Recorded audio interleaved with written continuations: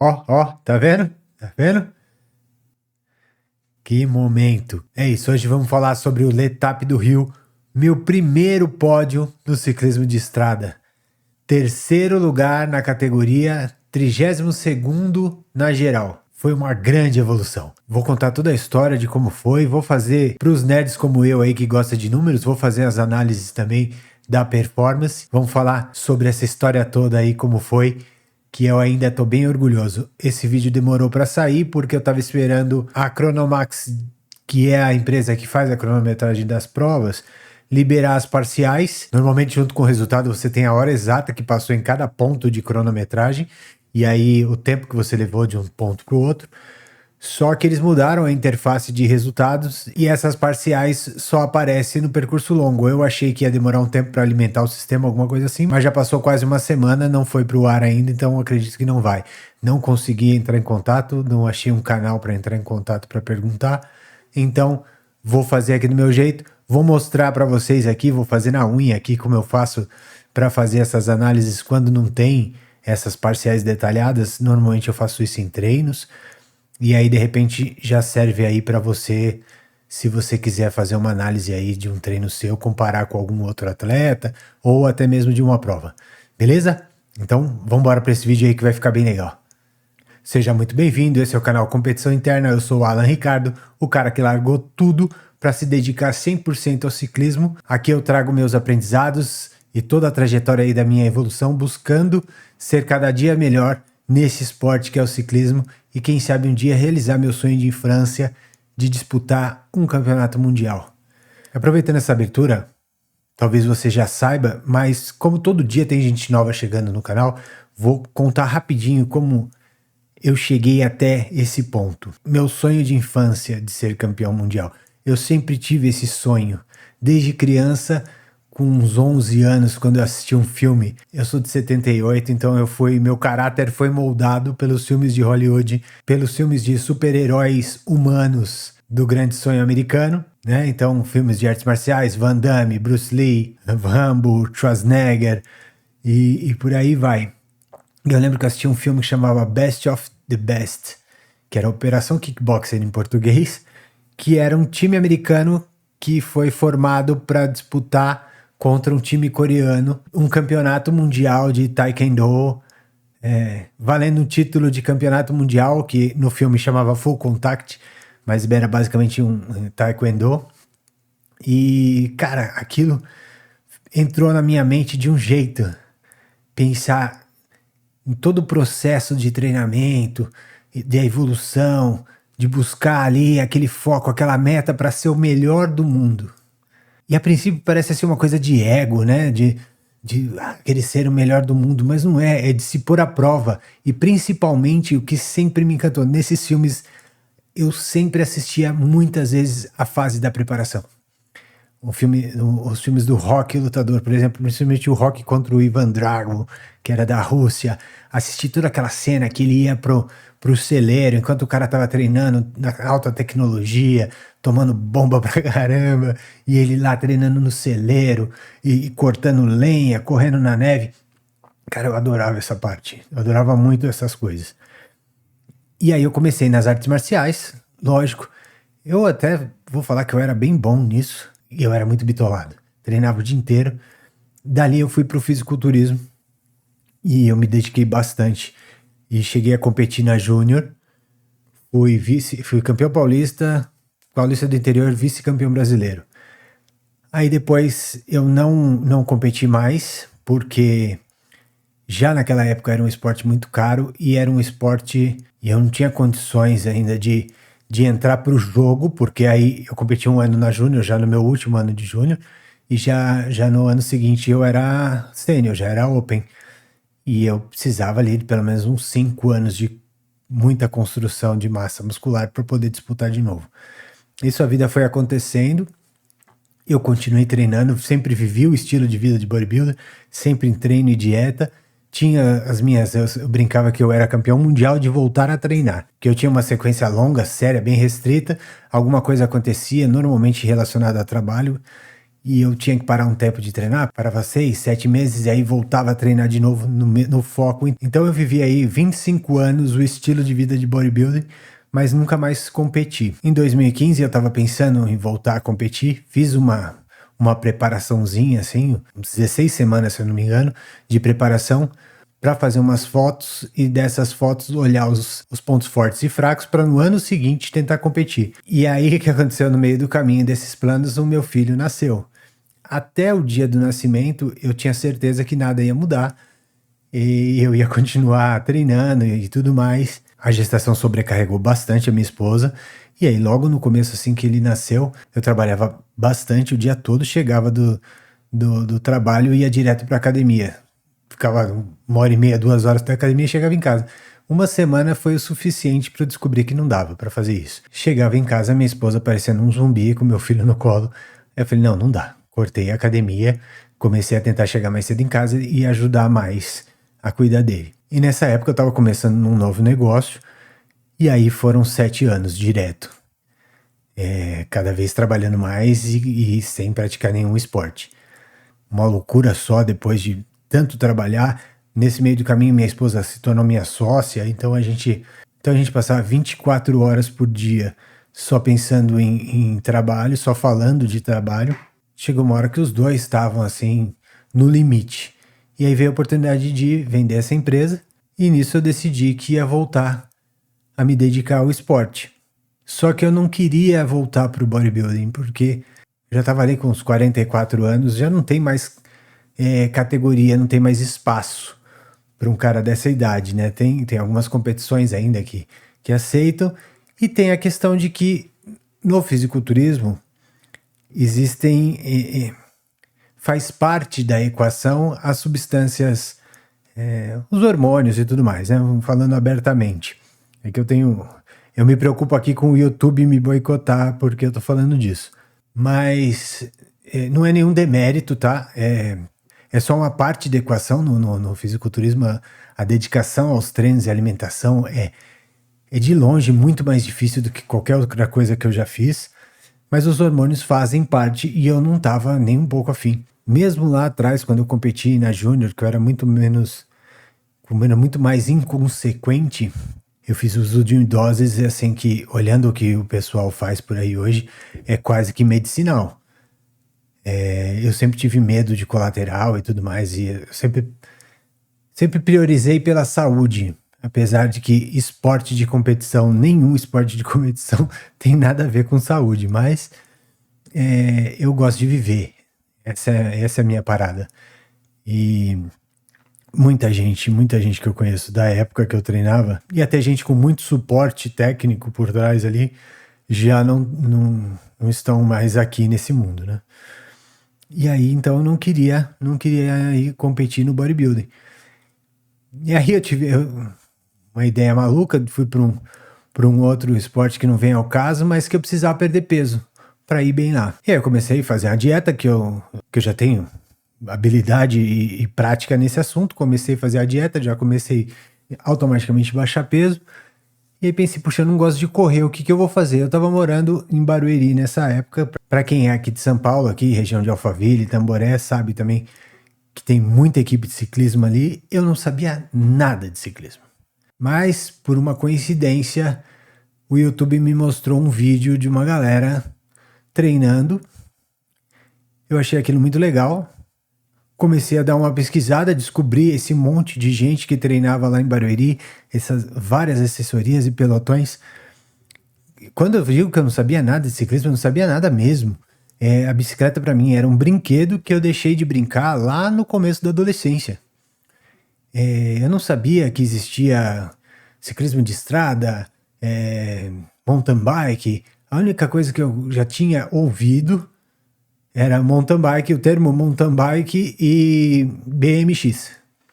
Mas nem mesmo a diferença entre essas duas modalidades eu sabia. E aí, de repente, eu falei, poxa, eu vou começar a andar de bike para ajudar a perder peso. No dia 9 de fevereiro de 2022, eu comprei uma mountain bike. E aí vem o milagre da internet e o algoritmo começou a me apresentar coisas e em uma semana descobri que existia no ciclismo de estrada um campeonato mundial oficial de amadores por categoria de idade. E as categorias iam até de 80 a mais. Então pronto, isso foi o suficiente para eu decidir que era o ciclismo de estrada que seria o meu esporte. Eu voltei lá na loja, troquei a minha mountain bike que eu tinha acabado de comprar por uma road. Antes mesmo de pegar essa bike, eu já tinha entrado em contato com o Ludão, tinha feito um monte de pesquisa, decidido que o Ludão ia ser meu técnico, fechei um contrato com o Ludão e antes mesmo de pegar a bike eu já tinha um técnico. E aí de lá para cá, treinamento estruturado, todos os dias, sem perder um dia de treino. Os poucos treinos que eu perdi desde que eu comecei foram por conta de doença grave, Covid e dengue, e um atropelamento que destruiu minha bike, meu dedo, minha clavícula e tudo mais.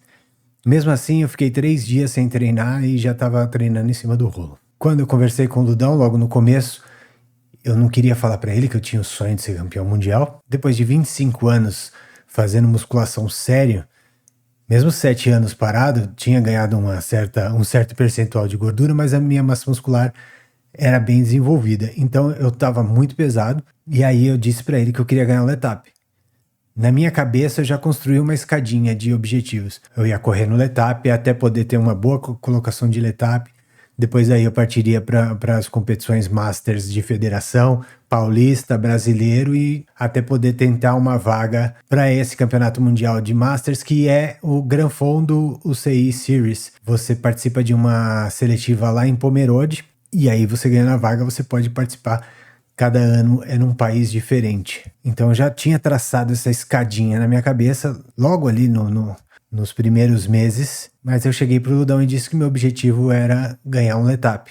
Aí ele falou, cara, é muito difícil, tem muita gente boa, a sua categoria de idade é uma categoria bem disputada, eu era ainda 40 a 44 anos, ele falou, tem muito master que estava até há pouco tempo competindo na elite e agora se aposentou do profissional e está correndo nessa categoria. E você é muito pesado e as provas de Letap se decidem na montanha. Então você tem que começar perdendo pelo menos 10 quilos. Eu tirei logo 18 nos primeiros 4 a 5 meses e assim seguimos o plano. De lá para cá eu competi algumas provas do Bike Series, Grand Cup e Ubatuba, mas o foco sempre foram as provas do Letap. Esse ano eu fui para o Letap de Cunha. Tem um vídeo aqui falando sobre a Batalha dos Cones. Eu estava muito bem, me sentindo muito bem e tinha potencial de chegar melhor. Cheguei em 9º na categoria, mas eu me enrolei ali logo na primeira subida, no meio de uma confusão ali de pelotão. Perdi o primeiro pelotão e acabei fazendo o resto da prova todo com o segundo grupo. Já no Rio, não tenho o que falar.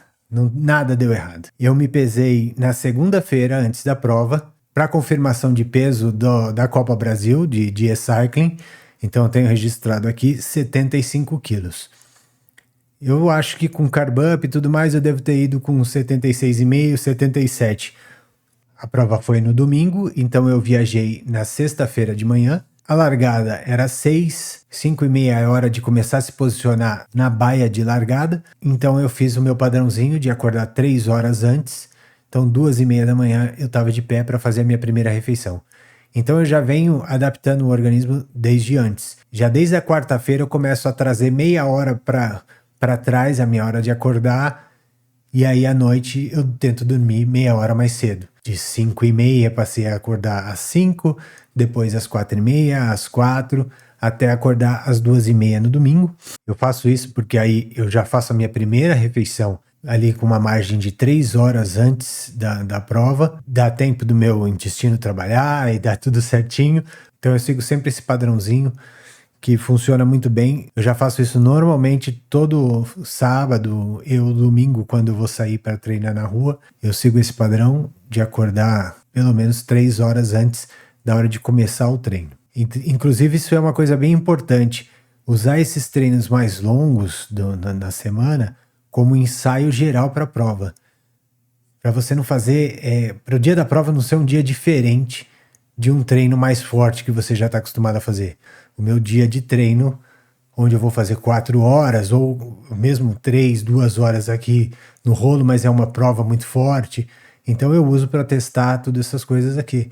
Imagina eu vou testar uma coisa que eu nunca fiz no dia de uma prova e aí no meio da prova tem alguma reação que acaba me fazendo perder a prova, entendeu? Então use os seus treinos mais pesados, mais fortes, ou mais longos para treinar e fazer tudo que você faria na prova. Isso eu acho que é uma das dicas que eu aprendi que vale mais a pena levar a sério. Sexta-feira, 6 horas de dirigindo, pode até um pouquinho mais, o caminho todo foi tranquilo, mas trânsito mais lá no Rio de Janeiro. Chegar no hotel, guardar tudo e ir para o Village pegar o kit. Peguei o kit, voltei pro hotel e fico internado, como eu gosto de brincar, que é realmente ficar na cama, sem fazer nada, quietinho, deixando a mente tranquila o máximo possível. Sábado eu saí para um treino, a gente fez quase o percurso da prova, saímos ali do Village, que é na Marina da Glória, que é bem em frente onde a largada aconteceria no dia seguinte. Fizemos todo o caminho da orla até o Horto, subimos a Vista Chinesa, Mesa do Imperador, desceu até Canoas, só que quando chegou lá embaixo, na Praça de São Conrado ali, em vez de a gente ir até no retorno, a gente pegou a passarela e já começou a voltar. E esse giro foi um dia bem especial. Eu estava do lado do Ricardo Alcici e Luciano Pagliarini, nada mais nada menos que um ex-ciclista profissional Pro Tour, que correu muitos anos na Europa, correu o Tour de France, 16 vezes campeão brasileiro. Fizemos todo esse percurso juntos. O Pagliarini subiu só até a Vista e de lá ele já voltou, que tinha compromisso, e eu continuei com o Alcici e o grupo dele. E, inclusive conheci um monte de gente legal. Um deles, o Wallace, que tem um canal aqui no YouTube e ele filmou toda a prova. Estou esperando ele postar esse vídeo do onboard dele. Foi tranquilo, foi um giro legal. E quando eu cheguei no hotel e baixei esse treino, eu fiquei já bem empolgado. Porque era um treininho, um giro. Eu não ia subir, não estava na minha programação subir a mesa, mas quando eu vi o grupo que eu tava, os caras que eu tava, eu não queria voltar dali sozinho, eu queria continuar ali na companhia desses caras. Eu perguntei pro Alcici, ele falou que ia fazer tudo devagar, tudo de boinha, tudo tranquilo, girinho mesmo. Falei, então beleza, eu vou com os caras. E realmente subi ali Z2 tranquilo, tentando fazer o mínimo de força possível na subida inteira. E quando eu baixei o treino e fui olhar, nesse ritminho, tranquilo, sem fazer força, o meu tempo na Vista Chinesa foi só 40 segundos mais lento do que o meu tempo na Vista Chinesa ano passado durante a prova. Isso já me deu um gás muito grande, porque eu falei, se eu fizer esse tempo rodando tranquilinho, amanhã, a hora que eu colocar a passada, eu vou andar bem. A partir daí era esperar chegar a prova, muitas refeições, foram aí sei lá, uns 6 quilos de batata entre sexta, sábado e o comecinho de domingo. Levei o meu isopor padrão com toda a comida dos 3 dias. Acorda de manhã, 10 para 5 eu já saí do hotel, comecei a aquecer. Antes das 5h30 eu já estava lá posicionado na minha baia, já com a faixa da largada no peito. Naquela velha escolha, ou aquece ou larga bem. Então eu fiz um aquecimento, eu fiz um bom aquecimento, mas sabia que ia ali ficar 30, 35 minutos, na verdade até mais, porque a largada era prevista para o meu pelotão às 6h12. Então, mais de 30 minutos, quase 40 minutos parado ali, o aquecimento foi embora. Mas para mim vale mais sair lá na frente. Mas o que acontece? Uma árvore me resolveu cair bem no meio lá da serra, no meio da noite, e um pouco antes da largada, a prefeitura avisa que é para segurar, que eles estavam mandando gente, que a árvore tinha caído e eles estavam mandando gente lá às pressas serrar. Era uma árvore grande mesmo que fechou toda a passagem. Então o pessoal foi lá serrar a árvore, tirar do caminho. A largada foi acontecer depois das 7h30, se eu não me engano. 1h30 a mais ali parado na baia de largada, todo mundo esperando. Então o aquecimento de todo mundo foi embora, esse já não era mais uma diferença, estava todo mundo equalizado. Quando largou, meu parceiro, eu estava 100% na prova. esse foi daqueles dias onde tudo se encaixa. Eu estava muito tranquilo, muito focado, nada me tirou do foco. Eu já larguei naquela sapatada, em 50 metros já tinha uma fila indiana enorme montada, eu era o quarto, quinto cara da fila. Nos outros anos, já saía aquele pelotão gordo, inchado, um monte de bike, uma de cada lado, gente saindo para lá e para cá. Dessa vez uma filinha indiana, eu fui ver gente passar do meu lado já quase no primeiro túnel, que algumas pessoas começaram a tentar abrir pela esquerda para fazer uma segunda fila. O ritmo estava muito forte, então esse bloco foi firme até muito próximo lá do pé da subida no Horto.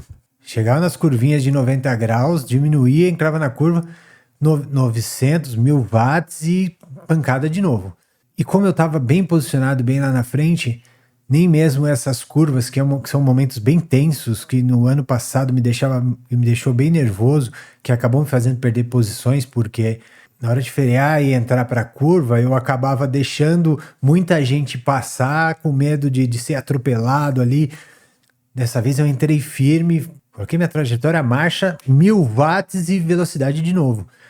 Até mesmo numa das curvas onde, o cara da minha frente, ele deu uma enroscada, chegou a dar um RLzinho, assim, a roda traseira dele deu uma jogadinha. Eu, na velocidade ali, eu só tirei, acelerei e fui, nem olhei para trás.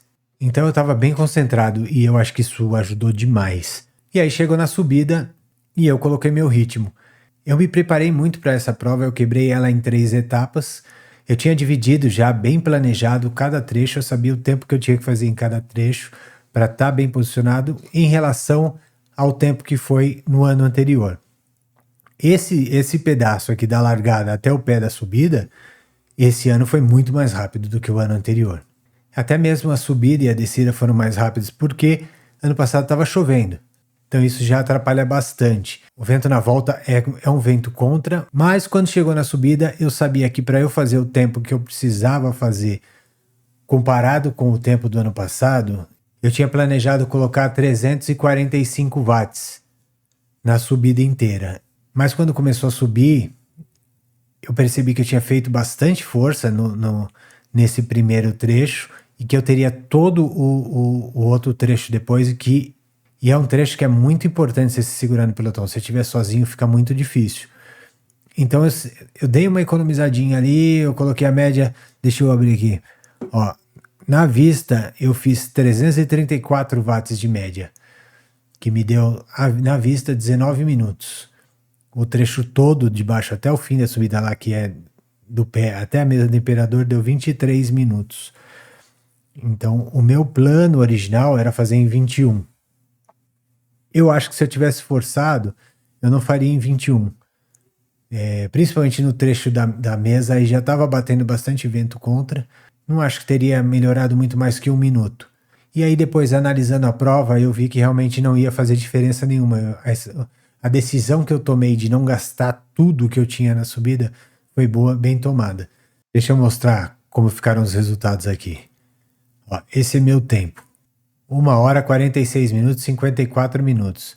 E aqui o campeão da minha categoria, o Raul Bizarello, ele ficou em sexto na geral, tá? Eu fiquei em 32º, com 1 hora 43 e 24. Então são 3 minutos e 30 segundos. Agora eu vou mostrar como é que eu faço para fazer as comparações, para entender como foi a minha performance na prova em relação, no caso aqui, o campeão da categoria, o Bizarello. Primeiro tem todo um trabalho de CSI, porque para achar o Strava dele foi bem difícil. Mas vamos lá. Ó, então tá aqui. Eu vou começar aqui, ó. Eu vou pegar como referência. Para alguns pode ser que fique um pouco chato essa parte, tá? Coloca no vezes 2 aí, mas pelo menos dá uma olhada para ver como que é. Que caso um dia você queira fazer, você já pega o esqueminha. Eu vou pegar aqui, ó, um pouquinho antes de fazer. Aqui, em frente o Horto Florestal. Quando entra essa curva aqui, começa a ganhar um pouquinho de inclinação, tá? Então eu vou pegar um pouquinho antes de virar essa curva, porque aqui depois dessa curva começa a esfarelar um pouquinho o pelotão. Aqui, ó. Eu não vou pôr até o comecinho, tá? Porque eu já vi aqui, ó. Porque eu já tinha visto aqui antes que tem uma anomalia no registro dele aqui. Então, eu daquele ponto lá, 14 quilômetros para trás, né? Vai ver que o meu, por exemplo, tem muito mais registro. Então, ele deve ter começado a gravar não exatamente na hora que começou a prova. Então, o que a gente faz é só pegar o ponto aqui no mesmo ponto que o dele e voltar 14 quilômetros também. Aqui, no mesmo lugar, 14 quilômetros. Espero que você esteja vendo aonde eu estou falando dos 14 quilômetros. Bem aqui, não sei se está muito pequeno para você aí, mas a seleção aqui, ó, seleção, 14 quilômetros. Então pegamos do mesmo ponto final e voltamos para trás 14 quilômetros nos dois. Eu levei 18 minutos e 40 segundos para fazer isso aqui, velocidade média de 45,2. Ele fez em 18 e 26, 45,8 de velocidade média. Eu não tenho certeza se está correto 100%, tá? Porque eu estava bem na ponta, mas é provável aí que ele tenha entrado talvez antes do que eu nessa curvinha. Pode ser, porque aqui, ó, nessa curva aqui, na hora que sai da praia e entra para a direita, foi quando o cara deu aquele totozinho, aquele RL, e apesar de eu sair tranquilamente, aqui deu uma esticada no pelotão. Eu não fiquei para trás, mas eu saí lá da ponta. Pode ser que nesse momento ele tenha ido um pouquinho mais rápido que eu. Chegou lá com 14 segundos na minha frente. Daqui a gente faz o seguinte. Pega até o topo lá da vista. 6,5. Até o topo da mesa, né? Onde começa a descer já. 6,5. Eu fiz em 25 minutos e 16. Da hora do retorno até o momento que vai começar a descer lá em cima na mesa do imperador, 25,16. Não, na verdade esse sou eu, 28,19 e ele 25,16. Aqui é onde ele abriu. Ele colocou 25,16 para 28,19, 3 minutos e 3 segundos em cima de mim. Certo? Aqui ele abriu. Aí a gente estica até a hora que termina a descida. Vamos botar 8,5 quilômetros. 8,5 quilômetros.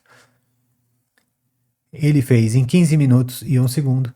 Eu em 17 minutos e 1 segundo. Mais 2 minutos na descida. Aqui no meio tem uma subida bem dura, que bate alguns pontos de inclinação bem alto, bate 15, 16%. Aqui a diferença de tempo foi de 20 segundos, porque aí tem o segmento do Strava, eu já tinha olhado. Ele fez só 20 segundos mais rápido que eu. Onde ele colocou esse caminhão de tempo foi na descida mesmo. Tem um trecho aqui na descida, se você olhar aqui, ó, ele coloca 81 km por hora. Olha aqui, o mesmo trecho. 59,5. Honestamente, eu poderia ter subido mais rápido, um minuto e pouquinho mais rápido, mas eu não me vejo descendo mais rápido do que isso. Eu realmente desci no meu limite.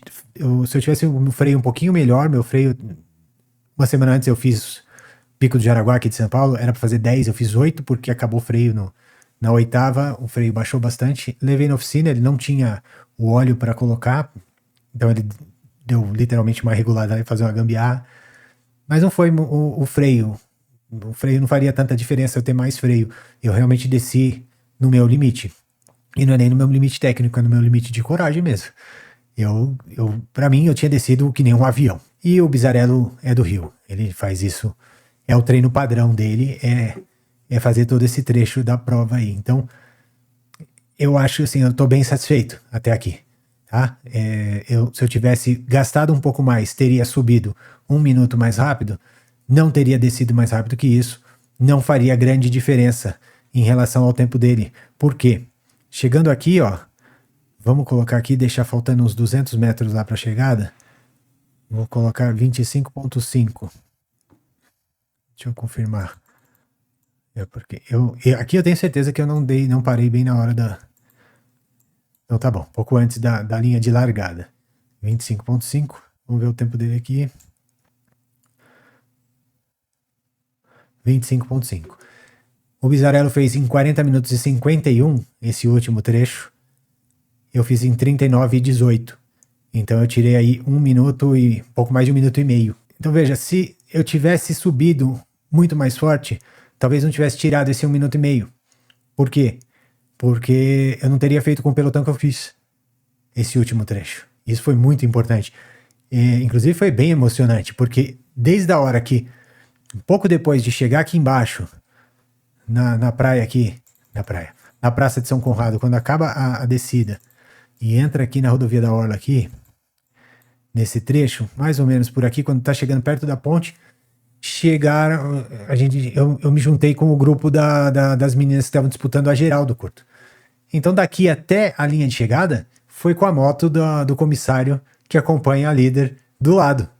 As meninas estavam aqui atrás. Então foi dali até a chegada com as meninas vindo atrás e a moto do lado. Eu me senti liderando a prova, entendeu? Eu sabia que não era pra mim, é óbvio. Sabia que era das meninas a moto, mas ficou aquela sensação legal, aquele sentimento, caramba, eu tô pilotando com a moto do líder. É do líder feminino, tudo bem. Mas era a moto do líder. Então eu acho que se eu tivesse subido um pouco mais rápido, eu talvez não tivesse nesse pelotão. Foi juntando muita gente forte, a gente foi pegando gente no caminho, a gente ia ultrapassando pelotões, os pelotões iam juntando lá, ele foi engordando. Então se eu tivesse ido mais forte, talvez não fizesse diferença, talvez eu ia estar sozinho, talvez esse pelotão que eu estava, talvez me alcançasse, mas eu estaria mais cansado por ter feito sozinho esse trecho, com a cara no vento, porque aí era vento contra até a chegada. Eu acho que não seria vantagem. Eu acho que a prova que eu fiz foi a prova que eu podia entregar. Dessa vez não tem ressalva. Poderia descer mais rápido? Poderia. Muita gente desceu muito mais rápido que eu. Eu conseguia descer mais rápido? Não conseguia. Essa era a minha capacidade. Entende? Essa é a questão. É isso que eu quero deixar claro aqui. Esse terceiro lugar foi merecido. Era o melhor que eu podia entregar e eu entreguei. Não tinha mais para entregar do que isso. Se eu fizesse um pouco mais na subida, eu tinha para fazer um pouco mais na subida, eu gastaria e não teria entregue o que eu entreguei depois lá embaixo no trecho mais longo de plano e quase todo ele em vento contra. A execução foi perfeita, agora é questão de melhorar as descidas, melhorar o equipamento para me dar mais segurança e treinar para subir mais forte, ficar um pouquinho mais leve. Estou bem esperançoso, a próxima etapa é Campos do Jordão, e Campos do Jordão, apesar da serra ser bem mais longa, ela é bem menos inclinada, a gente não passa de 8% em nenhum momento, então o meu peso não vai influenciar tanto. Claro que peso influencia sempre, mas a força da gravidade atua um pouco menos. Eu em relação a mim mesmo, tenho mais vantagem subindo a Serra Velha do que subindo a Mesa do Imperador. É isso que eu quero dizer. Por ter menos inclinação, eu consigo pôr mais giro, manter a potência alta por mais tempo e rolar e ter uma rolagem maior do que eu consigo fazer, principalmente na vista, que a vista é onde tem as inclinações maiores. Tem momentos onde eu com uma coroa atrás, minha menor coroa era 39, eu bati uns 65, até um pouco menos de cadência, porque eu não conseguia girar mais que aquilo, mesmo passando de 400 watts. Não tinha mais giro, porque era muito inclinado e uma coroa muito grande. Isso já não vai ser um problema. Essa coroa vai ser perfeita para a Serra Velha, porque as inclinações lá, a mais pesada é 8%. Então agora eu vou sair de férias, vou descansar um pouco com a família e depois volta a todo vapor o treino para Campos do Jordão. Eu só quero deixar aqui um agradecimento enorme a todos que acreditaram até aqui, ao Ludão, meu parceiro, meu amigo, meu técnico, meu mentor, que desde o primeiro dia acreditou em mim e acredita até hoje. Tamo junto, mestre, prometo que eu ainda vou te dar muito orgulho, fica tranquilo que eu vou continuar nessa luta aí e ainda vou trazer muito mais coisas pela frente. Ao 2E Power Meter, que me forneceu o medidor de potência lá atrás, ainda para participar da seletiva do Mundial de E-Cycling, eu garanto para vocês que eu uso muito o medidor de potência de vocês, porque eu treino aqui dentro com o rolo, eu faço esse monte de planejamento, um monte de planilha, e quando eu vou para a rua, eu não tiro o olho do computadorzinho, é meu guia, e é muito legal ver que a gente consegue botar na planilha, ir lá e testar. É claro que tem muita coisa que não dá. Por exemplo, eu tinha uma meta de potência para fazer no trecho da largada até a chegada. Eu não olhei pro computador nem um segundo, mas porque a velocidade estava alucinante e eu não podia descolar da roda do cara da minha frente. Mas quando entrou na subida, no momento decisivo, eu monitorei a minha performance do pé da subida até lá em cima. Eu consegui calcular se eu punha mais ou menos potência, e isso fez toda a diferença na prova. E sem o medidor de potência da O2E eu não poderia fazer isso. Então, O2E, muito obrigado por acreditar. E ao pessoal da Biosaperi, da Clínica Média Biosaperi, eu fui lá na quinta-feira antes de viajar. Eu estava bem cansado dos treinos. Eu passei 2 horas lá na clínica e saí novinho em folha, pronto para a corrida. Então, a todos vocês que me apoiam, obrigado. E a você que está assistindo, que vem sempre aqui, que deixa seus comentários, que deixa um like no vídeo e que se inscreve. A gente já passou de 1000 inscritos. Se você não é inscrito ainda, por favor, se inscreva. Isso ajuda bastante no canal. Deixa um like e deixa o seu comentário. O que você achou? Você acreditava que o carinha que passa o dia inteiro no rolo, todo dia treinando no rolo, ia chegar lá no Letap e levar um 3º lugar? Fala aí, você acreditava nisso? Tem muita gente que não acreditava, meu amigo.